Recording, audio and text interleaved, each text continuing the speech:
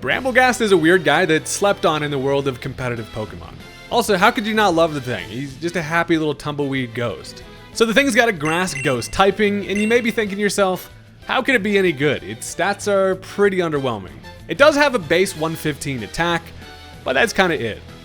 But what helps it out is one of my favorite brand new abilities in this gen, Wind Rider. This gives a +1 boost to attack under a Tailwind, or if hit by a wind move. This grants immunity to wind moves along with giving it an attack boost, which can be insanely useful against moves like Hurricane, Heat Wave, or Blizzard, just to name a few. With the attack boost plus the speed boost from a Tailwind, Bramblegast can outrun threats and pull off insane damage that nobody expects with stab options and the base 120 Power Whip, along with 110 power Poltergeist. We can pull out Rapid Spin for hazard removal, which is extremely useful, and comes with a built-in speed boost. And the kicker is that it gets, in my opinion, one of the most broken moves in the game with Strength Sap. This heals your own HP by an amount equal to the target's attack stat, which is almost always able to heal you to full, and it drops their attack by 1 stage. We give him a Colbur Berry to reduce the damage from dark attacks, and considering it's always a target for knockoff, this can come in super clutch. Overall, I think Bramblegast is extremely fun to play, and it often does much better than people expect. So let's go ahead and tumbleweed some people.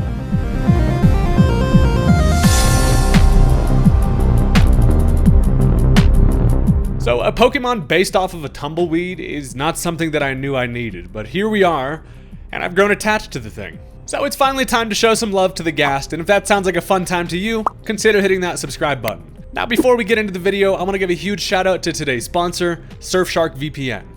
I've said it before, but it still remains true. If you're using the internet in the year 2025 and are not taking advantage of a VPN, you, my friend, are in fact blowing it. VPN stands for Virtual Private Network, and it's a service that provides an encrypted connection between the internet and your device, whether it's a computer, laptop, or smartphone. This essentially makes browsing the web a whole lot more safe, but it comes with quite a few other fun perks as well. One of my all-time favorites is the battle against price discrimination. When you're browsing the web for flights or hotels, websites like to use your data to basically show you higher prices they think you'll pay because they've seen you searching around. With the Surfshark turned on, websites have zero data on you, and you can save money that you didn't even know you were missing out on. You can unblock sites or streams that may not be accessible to your country in general. Plus, what's crazy is that one single Surfshark subscription gives you unlimited devices, so your entire household stays connected and secure. Lastly, they've got a product called Surfshark Antivirus. This gives you real-time protection against malicious apps or files anytime you download anything, and you can secure your devices by scheduling some regular scans. You can go ahead and click my link in the description and use code Haydunn at checkout to get an extra 4 months of Surfshark VPN, and there's also a 30-day money-back guarantee, so there's really no risk of checking it out. And let's go ahead and get back into the battle. Alright, so as my opponent decides to lead off with the Cleaver, I am a little bit in danger. I've got an Ariados, and it's looking like from the start there's about to be bug guts all over the damn place. And I'm kind of fine with that. I'm Focus Sash. I figure surely they're going to go for that Stone Axe. They do connect, and we suffer a little bit of brain damage, but that is going to at least allow me to live with the Sash. And I can guarantee that I get my Sticky Web up. Now that's going to be real nice, as they, of course, get the Stealth Rock that comes with that. I don't see any reliable hazard control on their side, so Sticky Web's going to help out a whole bunch. And Ariados is kind of, used up at this point. However, I do not really need to let the thing go down. I can save it for, a nice little sack switch later, as I've got the correct horse for the job here. Peter the horse is here, and I can go right into the Mudsdale, who of course is basically built to destroy Cleaver. I can take attacks all day from it, not only get stamina, but also hurt it with a Rocky Helmet, and then I'm just gonna be doing my horsey stuff. Someone also mentioned in one of my comments that Mudsdale's hair, mane connects to its tail, and I didn't like that. But regardless, I'm here to set up Stealth Rock, and it turns out they end up bringing in an Apple. Now, Apple, generally a pretty good treat if you're a horse. However, this thing is going to absolutely destroy me with anything it's got. So I set up my Stealth Rock, and guess what, baby? The hazards are set. So knowing that I just go down to anything it wants to click, I now am forced to switch. So Heatran is kind of my best option, and while it's not super ideal because this thing has coverage and Earth Power, I don't really have a whole lot else to do. So I bring in the Lasagna regardless, and another thing I've got going for me is that I am Assault Vest. So as I come in on a Giga Drain, I resist the hell out of it, and with an Assault Vest, it does nothing. Now, that feels pretty good. I can also potentially go for a Lava Plume, try to get some damage, maybe even a burn. But I know that I'm at least going to be able to get that off before they can Earth Power me. Now, to my surprise, they are going to pull out the Terra.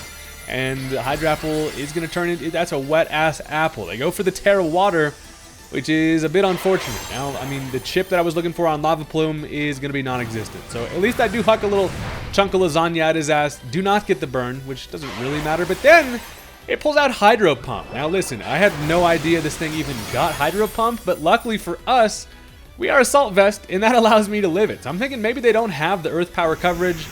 Anyway, I'm just going to stay and go for an Earth Power of my own. I really just need some damage on the damn thing, but then they pull out the Earth Power themselves. So, you know, they probably just thought that Hydro Pump was cooler and gets the kill anyway, but I am Assault Vest, and so it allowed me to live, which is great. So, you know, at least I get a little bit of damage on the thing, and you know who really appreciates when there's some chip on some stuff? Is Dedenne. I have the Dedenne on the squad. This was, if you have not seen the Dedenne or Divorce video, I'm forced to use this thing, and this did take place in my Dedenne area. Anyway, here's the plan. I saw that they have Earth Power, so I'm thinking one thing I can do is try to catch that boy sleeping, go for the Terra flying on their Earth Power, hit it with a Charge Beam, and then Dedenne get strong. However, I am immediately met with a Ground Bear, and as I'm locked into the Terra, this turns out to be, you know, not exactly what I was looking for. I was really hoping to be able to get a couple Charge Beam boosts before I had to deal with the Nursaluna.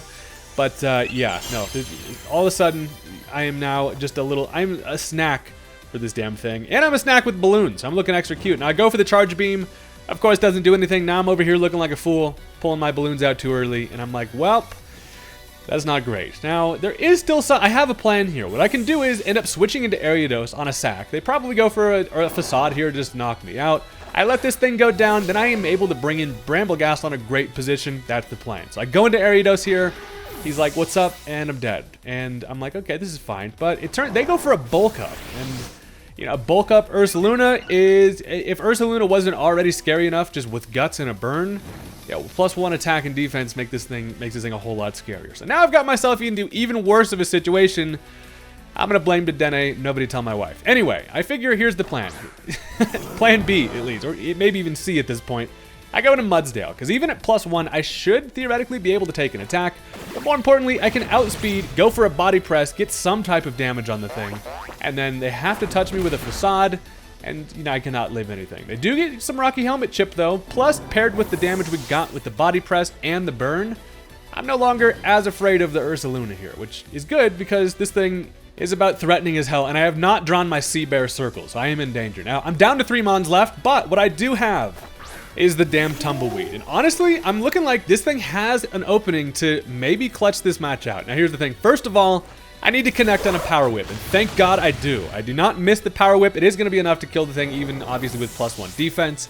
Down goes the Ursaluna, and we are in a position here to take this bad boy all the way. Now, as they end up bringing in the Ambipom here, Buddy's got udders for hands over there. And most of all, this is relatively fine. Now, I want to try to maintain HP here. I decided to go for the Strength Sap, just to ensure that as they click Knockoff, it's going to do pretty much nothing paired with my Colbur Berry.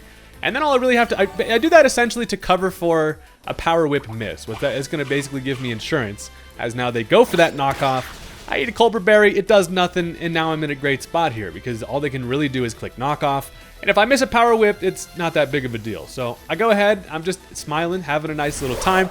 Go for the Power Whip, it does connect, thank God. And since we're faster because of that Sticky Web, that's going to be a dead Ambipom. So, you know, that's a couple down to the Bramble, and there just might be a way here. So now as they bring in Inteleon, this could go bad for us. A Power Whip miss sets us up in a spot where I am screwed. So they get some Sticky Web and some Stealth Rock, and as I go for the Power Whip, of course it misses, because, you know, it happens. But, accepting my Ice Beam fate, instead they end up clicking Air Cutter, which is the sickest thing ever, because that activates Wind Rider, and that gives us the +1 attack boost, and as I connect on the next Power Whip, that kills the Inteleon. But he's working with Air Cutter, more than likely going to be a Scope Lens set with Sniper trying to get some critical hits. But nope, we just ride that bad boy out like the tumbleweed we are, and that honestly puts us in a position now to where the Bramblegast has got you. We got him cornered.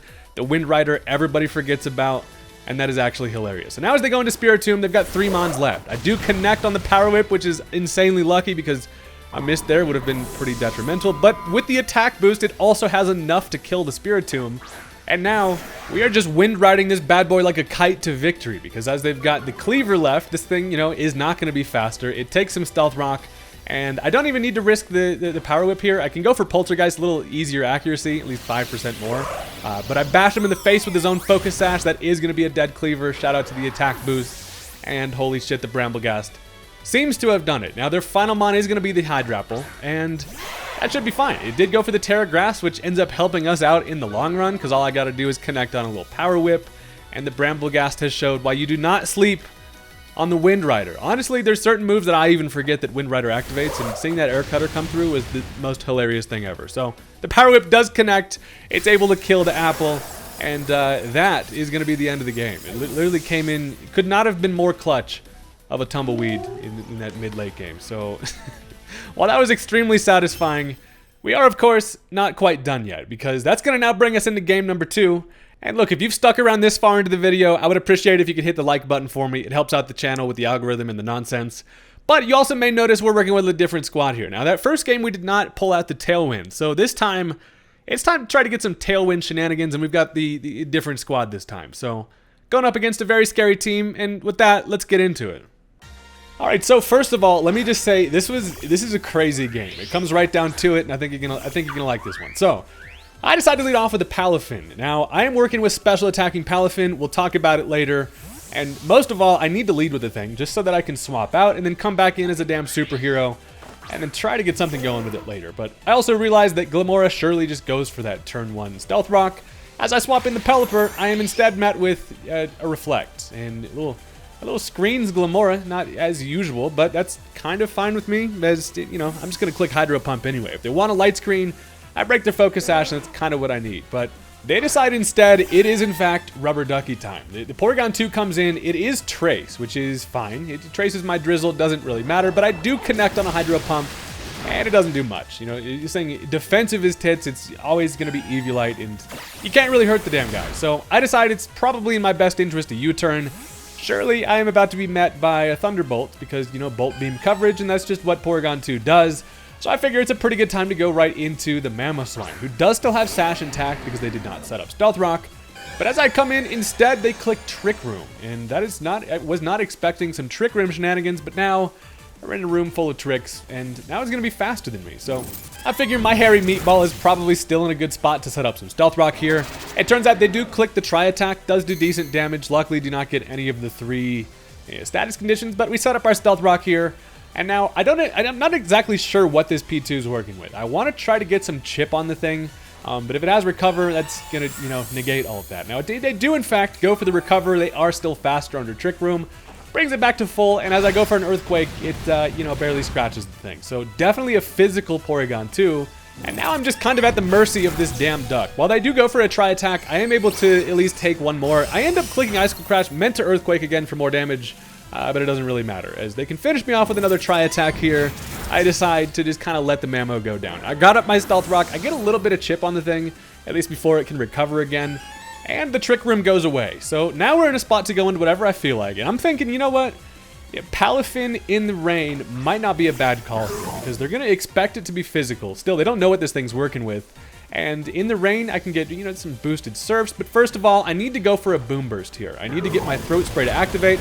So as I yell at it, it does nothing. But it does give me that +1 to special attack. And look, since it did not click Thunderbolt versus Pelipper, I'm thinking maybe it probably doesn't have it. So if it doesn't have coverage against me, I can take attacks all day. And while they, you know, take some damage there, they are able to then set back up the Trick Room, and the rain goes away. So, you know, now it's about dry as hell out here. And looking at it, I would love to grab a kill here. My best damage at +1 special attack is going to be a Terra Normal boosted Boom Burst. So that's kind of the plan. We're going Superhero Palafin on that ass. And as I go for the Terra Normal, now he's not only a superhero, but he's dripped out. We're icy as hell out here. This Porygon's about blinded by my diamonds. But of course, you know, since the Trick Room is up, they are able to go for a Recover. And that's going to bring it nearly back to full. But I'm figuring with this Terra, I should be in like about 2-hit KO range with this. And it sadly looks like it is going to be able to take another one. But the good news is, you know, I can take attacks from Porygon 2. And we're going to get through this damn Trick Room duck. So they do go for the Tri-Attack. We're able to take it like a damn thick-ass dolphin like we are. I throw out another Boom Burst. And that one does end up grabbing the kill. So that's going to be a dead Porygon 2. And thank God. So now there's a couple of things going on here. First of all, the Trick Room is still up, which is bad for me. But as they go into Metagross, I'm thinking, you know, I probably don't die to an attack here. Kind of depending on what it wants to go for. So I'm going to hit it with a Surf just to see how much damage I can get. Now, it turns out they're going to go for the Meteor Beam. And it's going to be able to get that special attack boost that comes with it. And it has the Power Herb. So shout out to Buddy for using the special Metagross. That is sick as hell. I am a Metagross enjoyer myself now. I live it with 1 HP. Which is like, wow, I really kind of thought I was going to die to that. But it allows me to get off a Surf, but without the rain, it, you know, it doesn't kill. So I have two options here. Either I stay in and just let Palafin go down for no reason, or I go into the Pelipper and get back up the rain and kind of essentially as a sack here. Pelipper doesn't really do a whole lot, but I like the rain support on the squad, but I get back up the Drizzle. And as they go for the Flash Cannon, that's pretty nice. I'm able to take that. It does hurt a bunch because it +1 special attack. Metagross is kind of still a pain in the ass, but, you know, with that amount of damage I've taken, I'm probably in range to die to something like a Stab Psychic, which is what they click, and down goes the Pelipper. But sometimes all you need is the old Sackaroo, because now I can try to get some combos going, and on the free switch, I can bring in the Talonflame. Now, this Talonflame, it has one job on the team, and that's be able to set up a Tailwind, eject button myself out directly into the Bramblegast, and then just fast Tumbleweed. So as I go for the Tailwind, I also realize that sadly, I am just gonna die. It's not a physical Metagross, and a Psychic with +1 special attack definitely kills my frail ass. So I go for the Tailwind, at least able to get that off. Down goes the Talonflame, but look, that was his job anyway. We got the Tailwind up, and now, as I've got 3 Mons left, it's time to see if we can get the Tumbleweed going. And honestly, looking at what they've got, I feel like I've got a pretty good matchup here. So I bring in the Bramblegast, we immediately get the Wind Rider to activate. We are now fast. Our attack is boosted, and while I cannot click Poltergeist because it used its item, I'm forced to go for the Power Whip, but luckily, with that +1 attack, it's going to be able to kill. And luckily, thank God I didn't miss. So, you know, we get lucky on that one. Down goes the Metagross, and now our fate relies on this Tumbleweed. So, first of all, they end up going into the Glimmora here, and we know that it screens, but I'm kind of forced. I decide to go for the Poltergeist. I figure it might be able to kill this thing. I bash it in the face with its Light Clay. And it does turn out, however, this thing has got to be physically defensive because it takes it nicely. It's able to then pop like a pinata, get some toxic debris on my end, and they set up the Reflect. So, you know, while the Bramblegast is the guy we need for the job, it's not looking great because even then they're able to go for a Spiky Shield, and behind the Reflect, this thing is incredibly bulky, and the Poltergeist is just going to waste, basically they're able to waste a turn of my Tailwind with that Protect there. So I'm down a little bit bad here. My Tailwind goes away. Peter comes, I don't know who the hell Peter is, but he comes and takes my Tailwind away. But as I go for another Poltergeist, sadly, with the Reflect up, it doesn't even grab the kill, which is incredibly annoying because it gives another layer of the toxic debris, and now the Glimmora is free to click a Mortal Spin. So they are going to opt to get the poison on me. It does also get rid of my Stealth Rock, and I'm like, well, okay, so here's the thing. With this thing living, it kind of gives me a little bit of a plan here. So here's what it is. Knowing that I can go for a Rapid Spin, while I likely grab the kill, I also am going to be able to get myself a speed boost that comes with it. And a +1 speed, we're going to be faster than everything they've got. So of course, they click the Spiky Shield. Rapid Spin not going to be able to go through.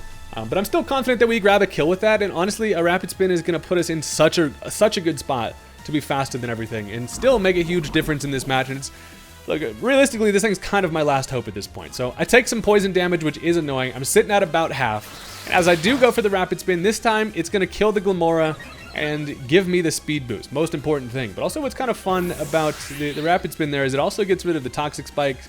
So that feels pretty good.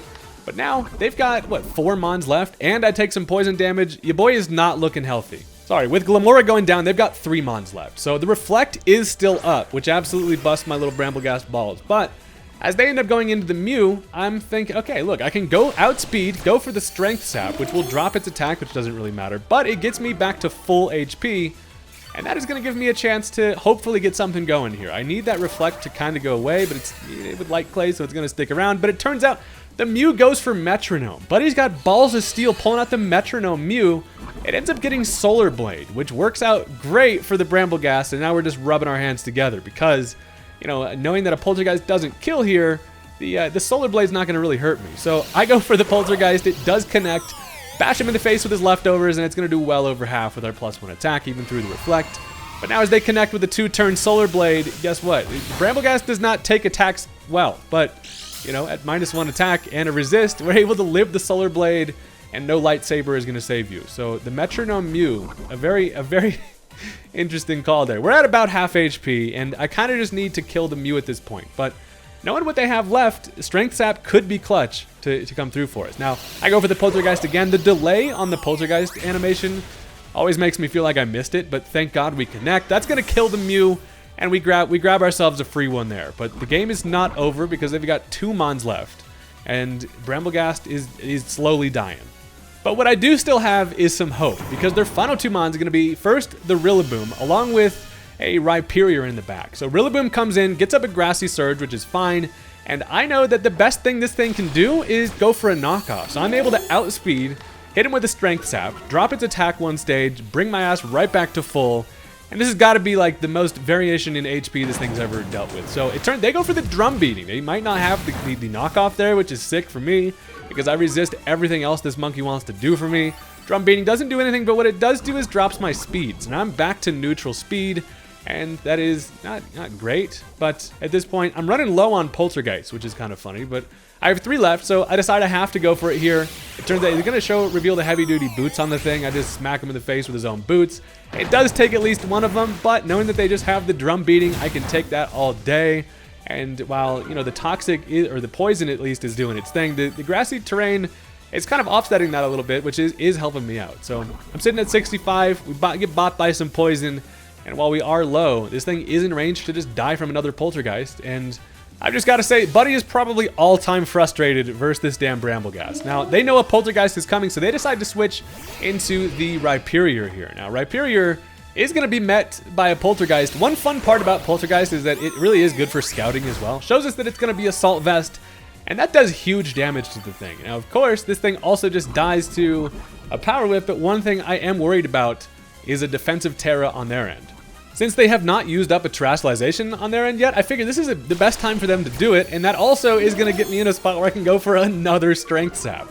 As Rhyperior generally going to be a physical attacker, that's going to get me all the way back to full, and also I should be able to live anything they've got. Now, it turns out it goes for the Fire Blast. Buddy is working with the special attacking Rhyperior, and that's why this man is the GOAT. Also, the surprise there is insane. And luckily for us, though, we do live the Fire Blast, literally somehow. Shout out to Rhyperior for not being a special attacker, because that allows me to live even the Poison. And now as I go for the Power Whip here, they decide to swap. They are going to end up bringing back in the Rillaboom, because it is going to resist the Power Whip, but at the amount of HP it's at, we just give him the old Whipperoo, and that is going to kill the Rillaboom. So, dude, the special attacking Rhyperior there really threw me off, because I was like, surely Bramble just wins this matchup because of the fact that this thing's just going to hit me with like an Earthquake, but we get surprised, and sadly for us, the Poison is going to knock us out. So we do finally go down, but, you know, shout out to the Bramblegast for literally just staying alive out there. Longest lived Tumbleweed ever. And now as I've got 2 Mons left, we know that what all they're working with is going to be that Rhyperior. And also, guess what? The 1 HP freaking Dolphin over here is able to come in because of the fact they do not have any hazard. Shout out to our Rapid Spin. And all we've really got to do is hit him with the Surf. So the special attacking Rhyperior is, it might actually be special attack. It might just have Fire Blast for like a Corviknight swap in. But regardless, the Surf is going to absolutely drown the hell out of my guy, and that is going to be the end of the game. So I thought that was just a very interesting match there. Bramblegast did literally some crazy stuff, and a very fun team on my opponent's end as well. So that's going to do it for that one. But look, I've got one more bonus match for you, because the Bramble is fun as hell, and the Tailwind shenanigans are not quite over yet. So I don't know if anybody out there is still listening, but I'm still playing, and with that, let's get into the match. Alright, so in this one, my opponent decides to lead off with the Greninja. They probably expected the Mamoswine lead, but nope, I've got Dolphin who needs to come in here looking cute, and then swap out to come back strong later. So, you know, it's what we do with the guy. Now, obviously, I have to switch the thing out. I do not have Flip Turn, and they just go right for the hard switch. They're going to go directly into the Meowscarada. As I switch into Pelipper, we're just double switching on turn 1, and now we've got ourselves in a weird matchup that isn't really beneficial for me, but I mean, I have potential to go for a Hurricane. I know that I can live any attack this thing wants to go for, but Pelipper's role on this team specifically is kind of an interesting one. I mainly want to try to get up. It's my second Tailwind setter, so I decide, knowing that I can take an attack from the thing, I'm kind of free to set up my Tailwind, and Bramblegast looks really nice against a lot of their squad here. So they do go for the big damage on the Flower Trick. I'm able to then set up my Tailwind, and at this point I'm like, you know, nothing really wants to switch in here, so I decided to stay in. They do still outspeed me even under Tailwind because I'm just bulky, and that's going to take care of the Pelipper, which is mostly fine.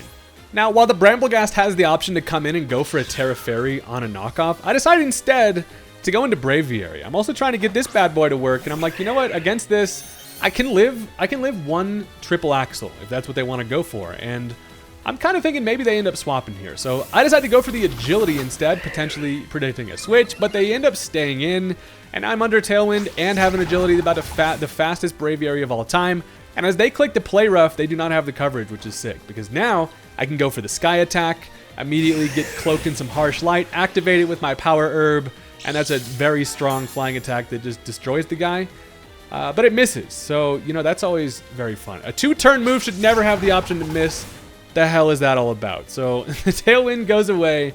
So a little bit of a misplay on that side, but at least I get up my agility, which allows me to then take care of the thing with an acrobatic since I at least used up the item. The one good part about the damn Sky Attack there. So that's going to be a dead Meowscarada. And now they end up bringing in the Greninja. So one good part about this Greninja is, hey, I have close combat for you, so guess what, baby? Boom. Punched by some Talons.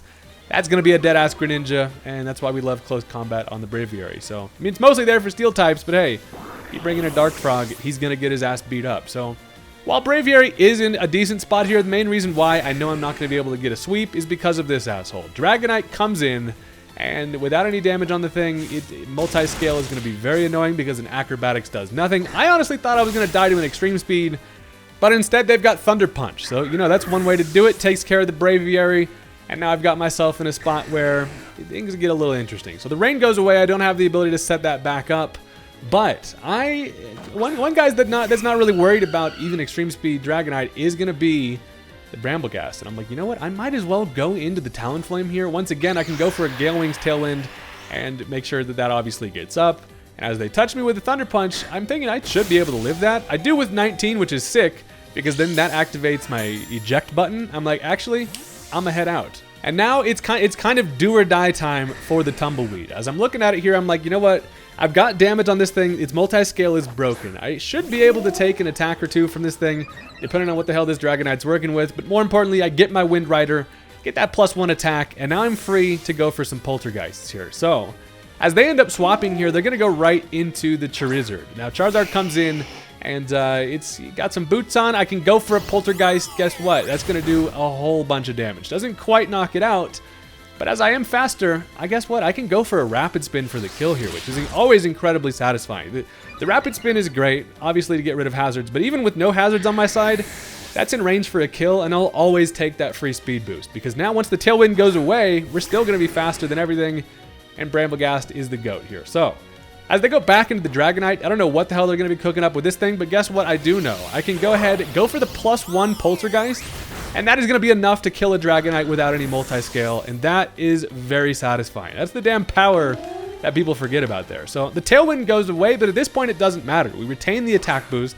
I have the +1 speed from the Rapid Spin anyway, and that gives me faster than the Gengar. So as Gengar comes in, I'm kind of worried about a Focus Sash here, honestly. So I'm going to go for a Poltergeist, but I'm also going to click the Terra Fairy. Now that's a little bit of a risky maneuver because if it's going to go for a Sludge Bomb, that sucks. But if I'm them, I click Shadow Ball anyway. So I go for this just in case they're either A, Focus Sash, or the Poltergeist misses.